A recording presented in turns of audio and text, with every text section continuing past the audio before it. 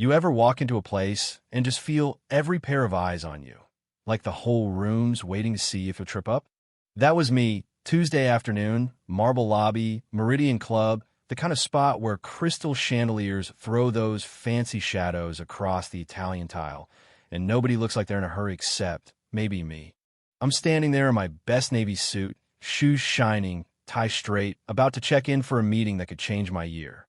But right off, Sarah Chun, the head receptionist, just tilts her head at me like I've wandered into the wrong movie. "Excuse me, sir, are you lost?" Service entrance is around back.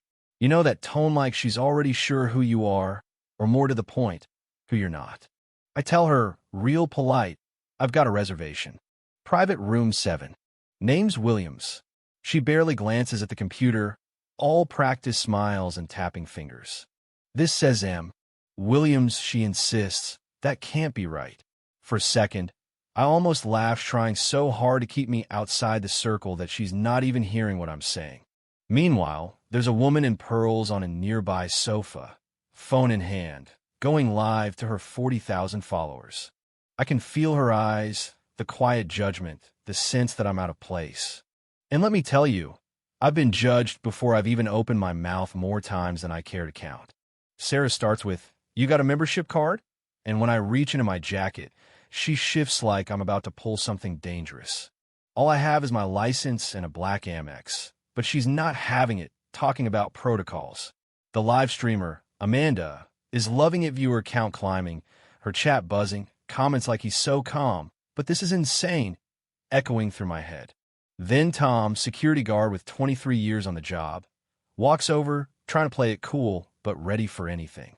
"What's the problem?" he asks. "He won't leave," Sarah says, voice getting higher, like she's calling a play. "My guest coming from Tokyo," I explain. "His plane lands in 15 minutes. Amanda's stream ticks up dozens, then hundreds, people recognizing the place, dropping the name of my business partner, and all the while Sarah's threatening to call the cops, just because I'm not walking out fast enough. Then Jennifer Brooks, the club manager, strides out of the elevator, heels clicking, eyes taking in everything. She checks the computer, finds my reservation, but still, we need to verify membership. That's when Sarah hits the panic button.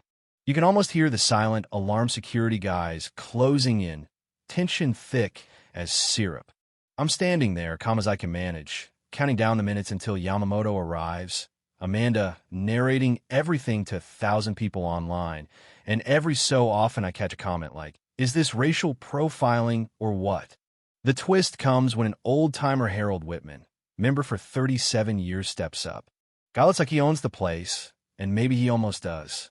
He asks to see my ID, looks it over, shrugs. That's a pretty pricey address. Then he looks at Jennifer. "So what's the real problem?" The whole room's quiet, like they're waiting for the next shoe to drop. But just as things are about to go nuclear, I lay a business card on the marble, simple, white, nothing flashy. Marcus Williams, CEO, Meridian Hospitality Group. For a second, nobody breathes. Sarah's face drains of color, Jennifer's hands start to shake, and even Tom, tough as nails security, takes a step back. I tell them, quiet but clear, I have the book under my initial so I can see how my employees treat guests. This club? I own it. And the hotel chain Mr. Yamamoto is staying at. 47 properties total. Amanda's stream explodes 2,000 viewers, then 3, word spreading to newsrooms and boardrooms all over the city. I showed Jennifer the complaint files 23, all against Sarah, all for treating guests who didn't look the part like they didn't belong. Lost business, lost revenue, declining membership, all because folks like her forget that hospitality means opening the door, not closing it. Right then, Yamamoto walks in's harp suit, quiet power, the kind of guy who can make or break a merger with a handshake. He greets me like nothing's wrong, but his eyes take in the nervous staff, the frozen lobby, the camera is still rolling. We head upstairs, Sarah already knowing her days here are done, Amanda signing off her live stream with a line about witnessing grace under fire, and the lobby once cold and judgmental suddenly feeling like the epicenter of something bigger than just a missed reservation. Upstairs, Yamamoto and I drink tea overlooking Central Park, the city humming below, and we talk about mergers, sure, but also about what this whole mess really means. He wants to know how I'm fixing it. So I lay it out. Sarah can resign quietly with a severance or be fired with cause. Jennifer's getting retrained on probation. Every employee's going through bias training. We're installing anonymous reporting systems, diversity audits, AI monitoring all of it, not just for show, but because I'm done letting people like Sarah drive good business out the door.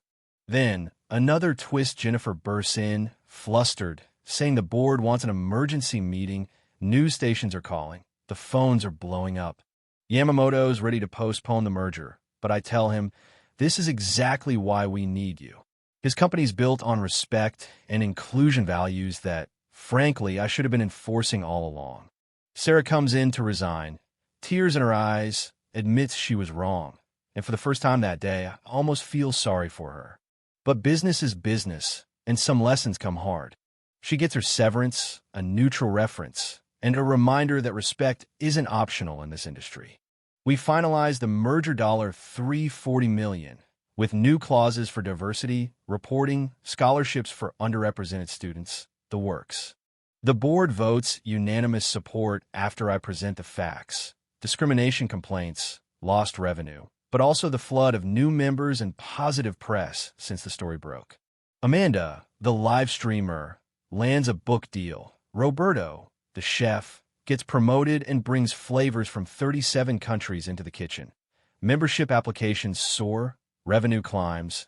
Our reputation turns from crisis to case study in how to fix what's broken. 3 months later, the Meridian Club's a different world, multilingual, multicolored, alive. Staff greet guests like old friends.